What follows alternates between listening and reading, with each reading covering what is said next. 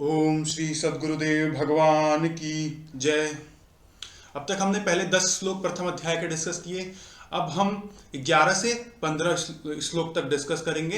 अगर आपने पहले की वीडियोस नहीं देखी हैं तो देखें, तब आपको यहाँ का कॉन्टेक्स्ट समझ में आएगा। अभी तक हमने भ्रम रूपी भीष्म, मोह रूपी दुर्योधन, अनुराग रूपी अर्जुन, भाव रूपी भीम जैसे कई कैरेक्टर्स को डिस्कस किया। अब दुर्योधन अपनी सेना को समझा रहा है द्रोणाचार्य को, उसी कॉन्टेक्स्ट में ये 11वां श्लोक आता है। देखते हैं। अयनेषु च सर्वेषु यथा भागमवस्थिता भीष्ममेवाभिरक्षन्तु भवन्तः सर्व एव हि। अर्थ है इसका शाब्दिक अर्थ, इसलिए सब मोर्चों पर अपनी अपनी जगह स्थित रहते हुए आप लोग सब के सब भीष्म की ही सब ओर से रक्षा करें। यदि भीष्म जीवित हैं तो हम अजेय हैं, इसलिए आप पांडवों से न लड़कर केवल भीष्म की ही रक्षा करें। तो ये द्रोणाचार्य और अपने बाकी सैनिकों को ये बात दुर्योधन समझा रहा है कि अपनी अपनी जगह पे आप खड़े रहते हुए पांडव से युद्ध लड़ना भूल जाइए कि आपको पांडव से लड़ना है। नहीं, पांडव से नहीं लड़ना है, भीष्म को बचाना है। मतलब भीष्म के ऊपर कोई अटैक अगर हो रहा है तो वहां बीच में आपको इंटरफेरेंस देना है, तो ताकि भीष्म जिंदा रहे। क्योंकि वो कहता है कि अगर भीष्म जीवित हैं तो हम अजय हैं, अर्थात जो विजातीय संपत्ति है, जो हमारे अंदर की बुराई है, वो तब तक जीवित रहेगी जब तक भीष्म जीवित है, भ्रम जीवित है। भीष्म हमने डिस्कस किया था, भ्रम रूपी भीष्म।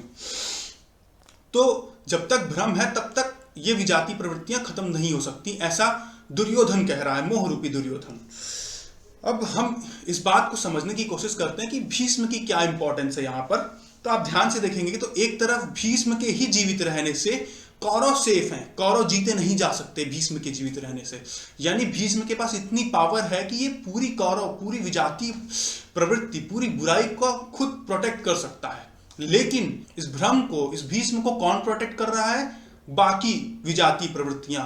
मोह कह रहा है सबसे कि इस भीष्म की रक्षा करो।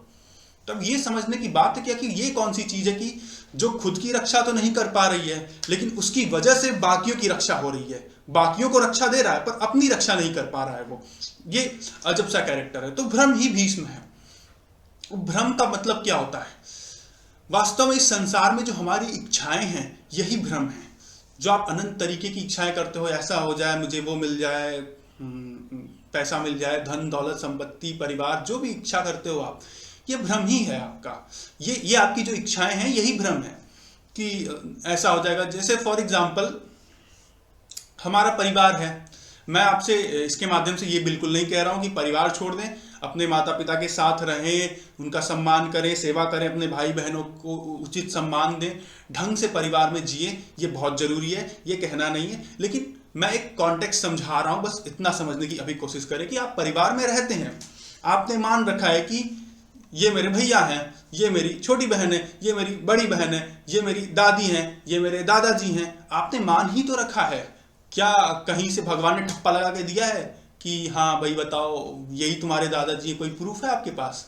कोई प्रूफ नहीं है। रिटन डॉक्यूमेंट्स जो लिखे जाते हैं आपके परिवार ने ही तो लिखे हैं, थोड़ी ना कहीं से कोई एक्सटीरियर सत्ता, कोई भगवान लिख के दे रहा है कि देखो यही तुम्हारे दादाजी हैं, यही तुम्हारे मम्मी, यही तुम्हारे पापा। कोई प्रूफ नहीं। उसी तरीके से जैसे आपने मान रखा है कि आप हिंदू हैं, क्या आपके पास क्या प्रूफ है कि आप हिंदू हैं? कोई प्रूफ नहीं है आपके पास। आप अलग अलग तरीके के प्रूफ खुद से बना के दे सकते हैं। आप कहते हैं आप मुसलमान हैं, क्या प्रूफ है आपके पास मुसलमान है? क्या मूंछ कटा लेने से, दाढ़ी रखने से कोई मुसलमान हो जाता है? नहीं, कोई प्रूफ ही नहीं है। तो ये सब क्या है? भ्रम। भ्रम और इच्छा एक ही चीज है। जब तक इच्छा है तब तक भ्रम रहेगा। जैसे ही इच्छाएं मिटती हैं भ्रम खत्म हो जाता है। तो अब इसी इच्छा को समझाते हैं हुए यहाँ पे हमारे स्वामी जी ने रामचरितमानस का एक दोहा डिस्कस किया है। महा अजय संसार रिपु जीत सकै सो वीर। अब ये संसार, ये दुनिया जो भी बनी हुई है, ये पूरा इट कॉन्सिस्ट ऑफ भ्रम। संसार है अविनाशी, लेकिन पूरा का पूरा भ्रमों से भरा हुआ। भ्रम जाल हर जगह फैला हुआ है। यहाँ पे व्यापी रहो ब्रह्मांड में, माया कटक प्रचंड, सेनापति कामादि भट्ट दंभ कपट पाखंड। ये संसार पूरा का पूरा ये भ्रम से ही बना हुआ है। इसमें अनंत इच्छाएं भरी हुई हैं। ये महाअजय है, इसे जीतना इतना आसान नहीं, बहुत मुश्किल काम है संसार को जीतना। संसार रिपु रिपु, संसार शत्रु है, संसार शत्रु को जीतना बहुत मुश्किल है। जीत सकई सो वीर, वीर वही है जो इसको भी जीत जाए, इस संसार पर विजय प्राप्त कर ले, अर्थात परमात्मा स्थिति प्राप्त कर ले। आगे कबीर के दोहे समझाते हैं स्वामी जी। इच्छा काया इच्छा माया, इच्छा जग उपजाया, कह कबीर जे इच्छा विवर्जित, ताका पार न पाया। कहते हैं इच्छा काया, आपकी इच्छा से ये शरीर आपको मिला है। जो भी शरीर आपको प्राप्त होता है, आप काले दिखते हैं, गोरे दिखते हैं, कैसे दिखते हैं, क्या आपका करना है, क्या रहनी, सब आपकी इच्छा है। इस दुनिया में जो कुछ हो रहा है सब आपकी इच्छा है, इसी वजह से सब कुछ हो रहा है। ऐसा इस दुनिया में कुछ भी नहीं होता जो आपकी इच्छा के विपरीत हो, ये बात जान लीजिए। जन्मों जन्मांतर से आप इच्छाएं करते आए हैं, उसी के कारण आपको आज जो सुख दुख भोगने को मिलता है वो आपकी इच्छाओं का परिणाम होता है। कुछ ऐसा नहीं होता है कि आपने नहीं चाहा और फिर भी आपके साथ हो रहा है, ऐसा कुछ भी नहीं होता है इस दुनिया में। आप चाहते हैं कहीं ना कहीं सारी चीजें, आपका एक्सीडेंट हो रहा है, आपकी मौत भी हो रही है, तो भी आप चाहते हैं तब हो रहा है। वो कहीं ना कहीं आपकी इच्छा है जो आप ही नहीं जानते उसको। जन्मों जन्मांतर की कर्म और इच्छा का बंधन वो बनता रहता है। इच्छाओं की वजह से ही कर्म बनते हैं, वरना कर्म भी ना रहे अगर इच्छाएं ना हो तो कहते हैं इच्छा काया, ये शरीर जो होता है इच्छा से मिलता है। इच्छा माया, ये जो संसार में पूरी माया व्यापी हुई है सारी, ये भी आपकी इच्छा से है। और इच्छा जग उपजाया, पूरी दुनिया को जन्म देने वाले, पूरे ब्रह्मांड को जन्म देने वाली आपकी इच्छा है। कह कबीर जे इच्छा विवर्जित, जो कबीरदास कहते हैं कि जो इस इच्छाओं से परे है, जिसके अंदर इच्छाएं नहीं होती, कोई भी नहीं, ताका पार न पाया, उसका कोई पार नहीं पा सकता। वो स्वयं परम ब्रह्म है, उसके और ब्रह्म में कोई अंतर नहीं, जिसके अंदर कोई इच्छाएं नहीं है। आगे तैत्तरीय उपनिषद और छांदोग्य उपनिषद से कुछ एक श्लोक देते हैं। सो अकामयत, तैत्तरीय उपनिषद में लिखा कि ये सब कुछ जो कुछ बना हुआ है ये आपकी इच्छा है। सो अकामयत। छांदोग्य उपनिषद में कहते हैं तदैक्षत बहुश्याम प्रजा ये इति, आपकी ही इच्छा से ये पूरी दुनिया, जितना भी प्रजा राजा सिस्टम जो कुछ भी बना हुआ सब आपकी इच्छा से है। आगे बृहदारण्यक उपनिषद का एक श्लोक है। यो कामो निष्काम आप्त काम आत्म कामो न तस्य प्राणा उत्क्रामंती ब्रह्म वसन ब्रह्माप्येति। कहते हैं यो कामो निष्काम, जो कामनाओं से इच्छाओं से निष्काम परे, मतलब जो इच्छाएं नहीं करता, वो आप्त काम आत्म कामो, वो आप्त काम है, उसके लिए कोई कर्म करने योग्य शेष नहीं है। आत्म कामो आत्म स्वरूप में स्थित है। न तस्य प्राणा उत्क्रामंती, उसके प्राण में कोई भी संकल्प विकल्प नहीं उठा करते, कोई उद्वेग नहीं उठा करता। प्राण का क्या मतलब होता है? ये श्वास को ही प्राण कहा जाता है। जब श्वास चली जाती है तो लोग कहते हैं प्राण चले गए इनके। तो न तस्य प्राणा उत्क्रामंती, उसके श्वास में कोई भी संकल्प विकल्प किसी प्रकार की उद्वेग नहीं उठा करते। ब्रह्म वसन ब्रह्माप्येति, जिसके पास ये सब होता है वो ब्रह्म के साथ एक ही भाव हो जाता है, वो स्वयं ही परम ब्रह्म हो जाता है। जब तक इच्छाएं शेष हैं तब तक मोह आपके अंदर अलग अलग तरीके की बुराइयां भरता रहेगा। आप ध्यान रखो, आप अगर, मैं एक कॉलेज स्टूडेंट्स के एक्सपीरियंस की बात करता हूँ, आप लोग कॉलेज में जाते हो, कहीं ना कहीं आपकी इच्छा होती है कि हाँ यार अब मुझे भी दुनिया एक्सपीरियंस करनी है। पता नहीं, जेएनयू के अंदर तो काफ़ी प्रोपेगेंडा चलता रहता है कि अपने आप को सोशलाइज करो, लोगों से मिलो जुलो। That's important, I don't say कि सोशलाइज होना इंपॉर्टेंट नहीं है, इंपॉर्टेंट है, बिल्कुल है। आप सोशल होइए, लेकिन मैनर्स के साथ, बिहेवियर्स के साथ, एटिकेट्स के साथ, कैरेक्टर के साथ, अच्छे लोगों से मिलिए, बुरे लोगों से मत मिलिए। सबसे सोशलाइज होने की जरूरत नहीं है आपको। लिमिटेड लोगों से सोशलाइज हुए जिनसे आप कुछ सीख सकें, बुरी चीजें सीख जाए, ऐसे लोगों से सोशलाइज होने की कोई आवश्यकता नहीं है। तो आपके अंदर एक इच्छा होती है कि हाँ अब हम भी इस दुनिया में आए हैं, अब हमको घर से आज़ादी थोड़ी सी मिलती है, अब हमारे पंख उड़ेंगे तो हम लोगों से मिले, चीजें देखें। हम बिना सोचे समझे एकदम घुस जाते हैं संसार के अंदर। आपकी जो इच्छा थी नए लोगों से मिलने की, नई चीजों को प्राप्त करने की, वो जो अंधा मन धृतराष्ट्र था, वो अंधे मन के साथ वो इच्छा आगे बढ़ी, क्योंकि उसने सोचा समझा नहीं, विचार नहीं करा, वो उसमें आगे बढ़ी। तो आपको कितनी सारी कुआदतें आपके कॉलेज लाइफ में मिल जाती हैं। जो भी कॉलेज में पढ़े हैं आप जानते हैं, इसमें कोई भी एक्सप्लेन करने वाली बात नहीं है। आधा स्टूडेंट जो है नशे में धुत है, आधा स्टूडेंट डिप्रेशन में मर रहा है, जो 10-5% बचे वो पढ़ ले रहे हैं। पढ़ने के बाद वो उसमें भी धुत हो जाते हैं, उसका भी एक अलग सा भ्रम पैदा हो जाता है कि हम तो बहुत पढ़ लिए। तो बचता कोई नहीं है। बात ये है, कहीं कोई रेयर होता है जिसके ऊपर भगवान कृपा कर देते हैं तो बच जाता है इन सब चीज़ों से, कहीं से उसको कोई अहंकार नहीं होता, कोई भ्रम नहीं होता, वो निकल जाता है इस रास्ते से, ईश्वर तक पहुंच पाता है। अभी पिछले श्लोक में उसने कहा था कि भीम द्वारा रक्षित इन लोगों की सेना जीतने में सुगम है, तो भीष्म को तो हमने समझा इच्छा, अब भीम द्वारा रक्षित जो इन लोगों की सेना, जो पांडवों की सेना जीतने में जो सुगम है, उसे देखें अगर, तो भीम भाव का प्रतीक है, भाव रूपी भीम। भाव मतलब सेंटिमेंट्स, आपके सेंटिमेंट्स, भाव जो होते हैं, बहुत भाव कोमल चीज होती है। अभी भाव है सही पॉजिटिव भाव, वही कुभाव बनने में देर नहीं लगता, एक झटके में ऐसे बदल जाता है। आप देखते हैं आप एक नए इंसान से मिले, आपको बहुत अच्छा लगा, पसंद आया, अरे यार ये तो काफ़ी अच्छे इंसान हैं, इनसे बात करके काफ़ी आपको पॉजिटिव वाइब्स आई, तब तक आपके कान में आके किसी ने एक बात भर दी कि ये जिनको आप बहुत अच्छा समझ रहे हैं ना, इन्होंने आज से 3 साल पहले किसी के साथ ऐसा करा था। आप तुरंत, आपका भाव खत्म वहीं पे, उससे प्रति जो भाव था खत्म। तो भाव बहुत कोमल होता तो बहुत कोमल है, लेकिन बहुत बलवान भी होता है। कहते हैं तुलसीदास की, भाव बस्य भगवान सुख निधान करुणायन, कि भाव के वशीभूत भगवान हैं, जो सुख निधान है, करुणा के धाम है, वो भगवान इस भाव के वशीभूत हैं। ये भाव ही जब बढ़ने लगता है, बढ़ते बढ़ते तो अनुराग अर्थात प्रेम का रूप ले लेता है। ईश्वर के अनुरूप जब प्रेम हृदय में आ जाता है तो भगवान तक को साध्य करता है। तो कहते हैं कि भावे विद्यते देवः, भाव में ही भगवान का भी निवास है। ये जो भाव होता है, आप छोटी सी भी गलती करोगे, छोटी सी भी कहीं से आपको बाहर की बात उल्टी सीधी सुनने को मिल गई तो टूट जाता है। इसीलिए कहते हैं स्वामी जी गीता में यहाँ लिखते हैं कि आपको निरंतर सही रास्ते पर, सही लोगों से मिलते हुए, सुसंगति में रहते हुए, सत्संगति में रहते हुए सही रास्ते पर निरंतर करते जाना है। लोगों की, दुनिया की बात के चक्कर में नहीं पड़ना है।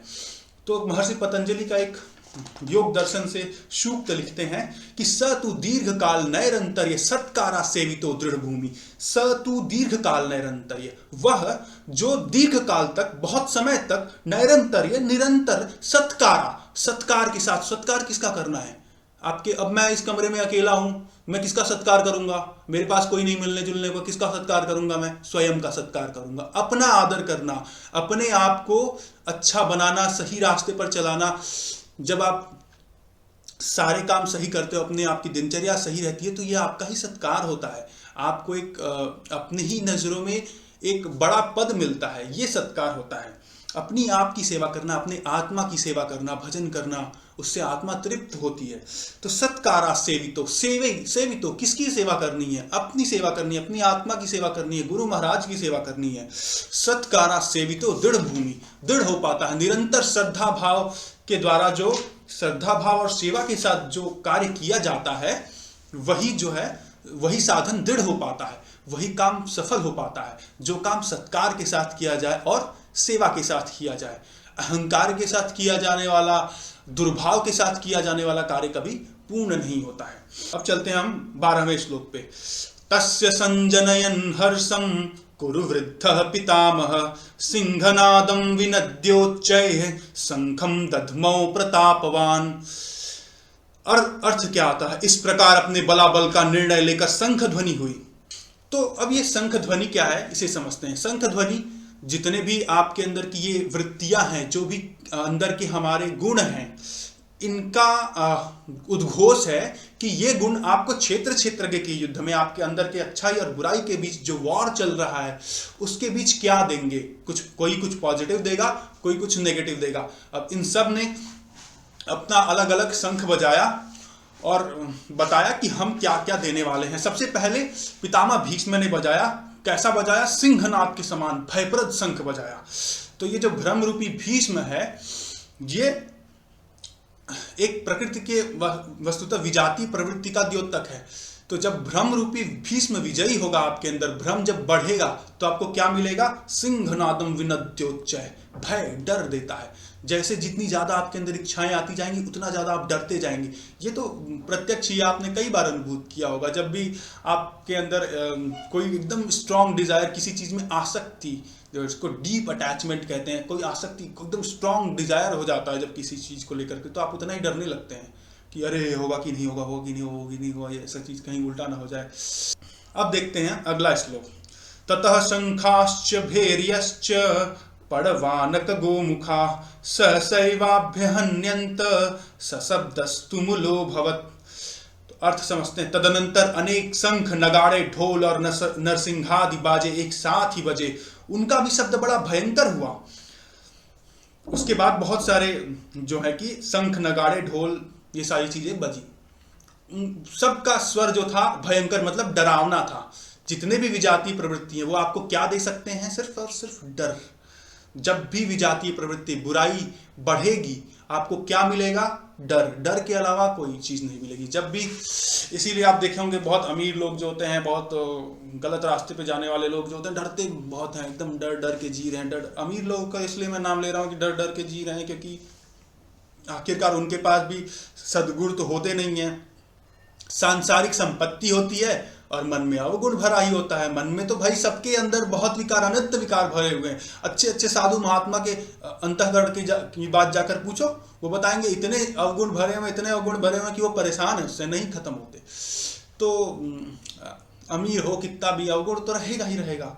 तो इसलिए डर रहता है वहां पर, क्योंकि अगर अवगुण है तो उसका प्रोटेक्टर भ्रम वो तो रहेगा ही रहेगा ना। और ये भ्रम की वजह से क्या होता है? डर होता है।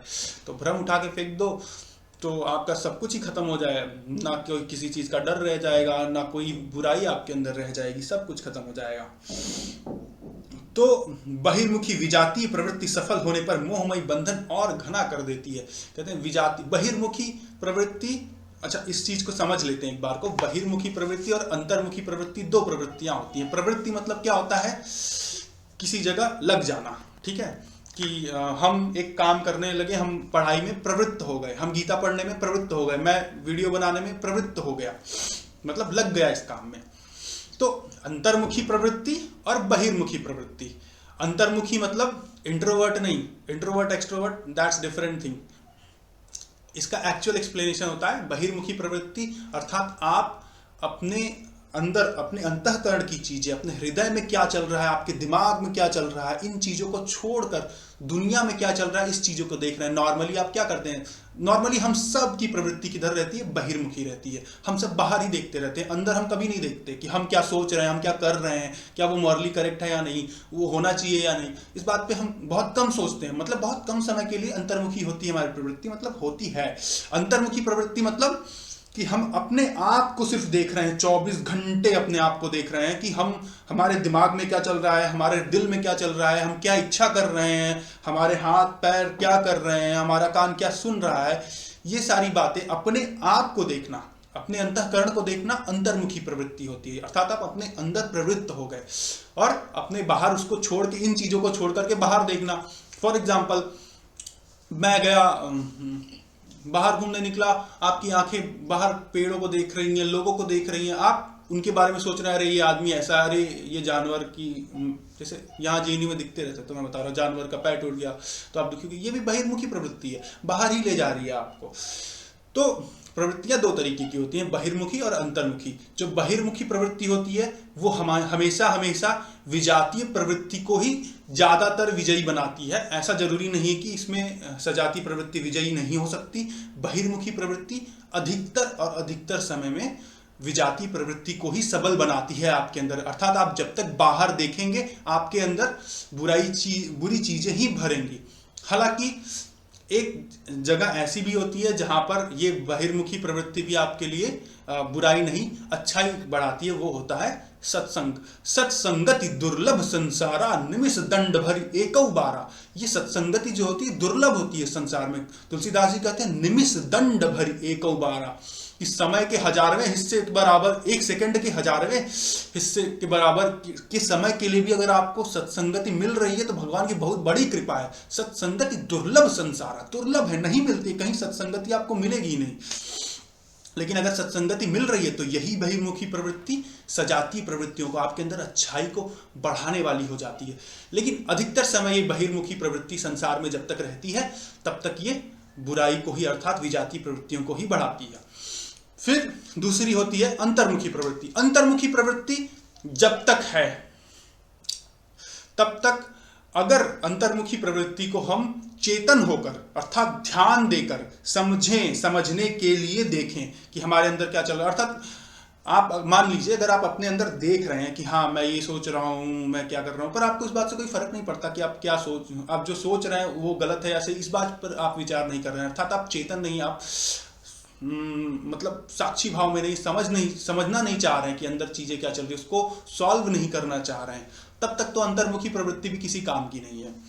लेकिन जब आप अवेयर हुए कि नहीं अब मुझे अपने आप को सही करना है, तब जब अंतर्मुखी प्रवृत्ति जागृत होती है, आप अपने आप को देखते हैं, तो यही अंतर्मुखी प्रवृत्ति आपको भगवान तक की प्राप्ति करा सकती है। सजातीय प्रवृत्तियों को बहुत तेजी से आगे बढ़ाती है। तो ये दो तरीके की प्रवृत्तियां होती हैं। तो ये कहते हैं बहिर्मुखी विजातीय प्रवृत्ति सफल होने पर मोहमयी बंधन और घना कर देती है। ये जो माया का जो ट्रैप है अवगुणों का, ये और भी ज्यादा स्ट्रांग हो जाता है और इतना बहुत खतरनाक लेवल का होता है। अब मैं इस चीज को यहाँ नहीं एक्सप्लेन करता हूँ, वो हमारा टॉपिक नहीं है अभी के लिए, ठीक है।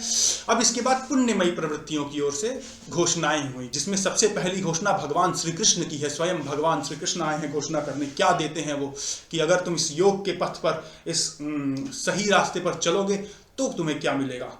तो कहते हैं ततः श्वेतैर्हयैर्युक्ते महती स्यन्दने स्थितौ माधवः पांडवश्चैव दिव्यौ शंखौ प्रदध्मतु। इसके उपरांत श्वेत घोड़ों से युक्त महती स्यन्दने, महान रथ पर बैठे हुए योगेश्वर श्री कृष्ण और अर्जुन ने अलौकिक शंख बजाए।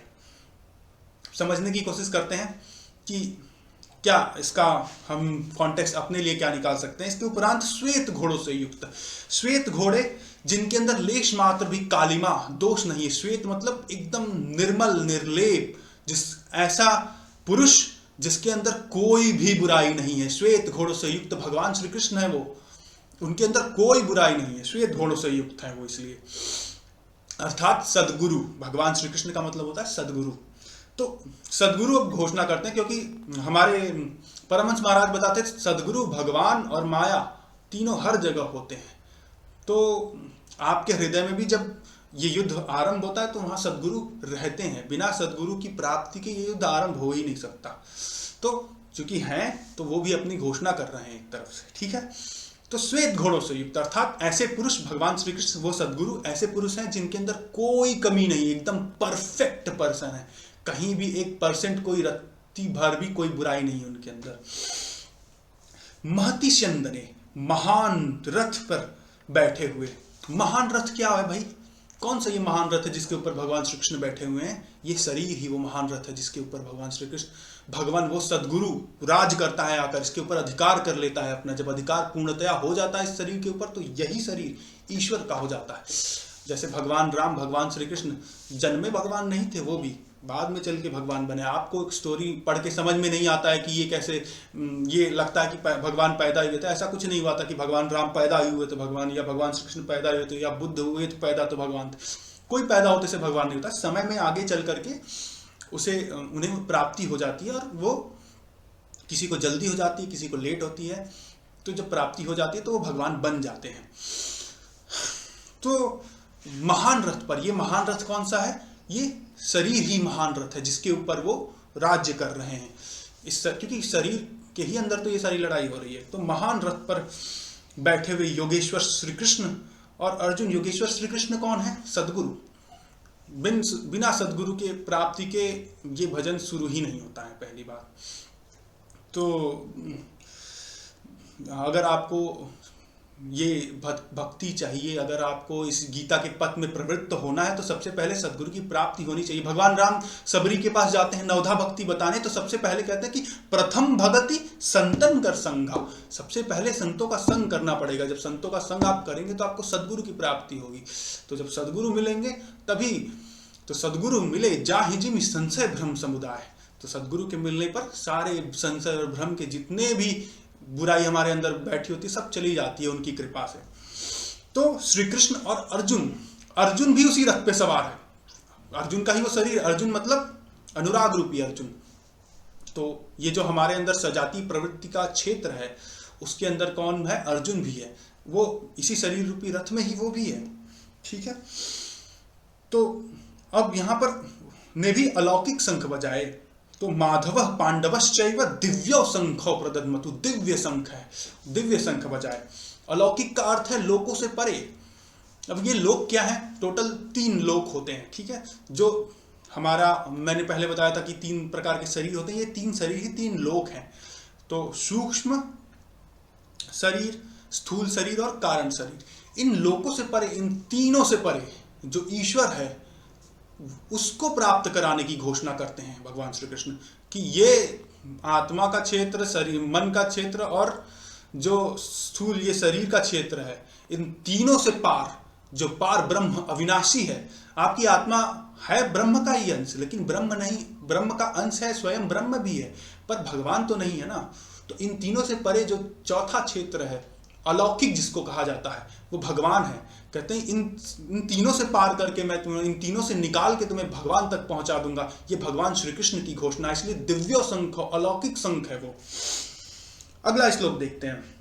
पांचजन्यम ऋषिकेशो देवदत्तम धनंजय पौंड्रम दध्मौ महाशंखम भीमकर्मावृकोदरः। तो ऋषिकेश, पांचजन्यम ऋषिकेशम, जो ऋषिकेश अर्थात हृदय के सर्वज्ञाता हैं, उन भगवान श्री कृष्ण ने अर्थात सदगुरु ने पांचजन्य नामक शंख बजाया। अब पांचजन्य नामक शंख क्या है इसे समझते हैं। पांचों ज्ञानेंद्रियों को, 5 ज्ञानेंद्रियां कौन कौन सी हैं? आंख, कान, नाक, जिह्वा, त्वचा। कितनी हुई? आंख, कान, नाक, जिह्वा, त्वचा, 5 हो गई। ये 5 ज्ञानेंद्रियां हैं। इन पांचों को, ये पांचों क्योंकि दुनिया में व्यस्त हैं, खोई हुई हैं, अलग अलग तरीके की चीजें आंखें देखती हैं, कान सुनते हैं, जिह्वा उल्टा सीधा कुछ भी खा लेती है, जो सांस लेना होता है गंध कुछ भी उल्टी सीधी जा रही है, आ रही है, क्योंकि श्वास के थ्रू विषय जो होते हैं, जो बाहर की चीजें होती हैं, जो थॉट्स होते हैं, इमोशंस होते हैं, वो सारी चीजें हमारे इमोशंस इसी सांस के थ्रू हमारे अंदर प्रवेश करते हैं, हमारे हृदय तक जाते हैं, और अंदर की जो चीजें होती हैं इसी के थ्रू बाहर भी आती हैं।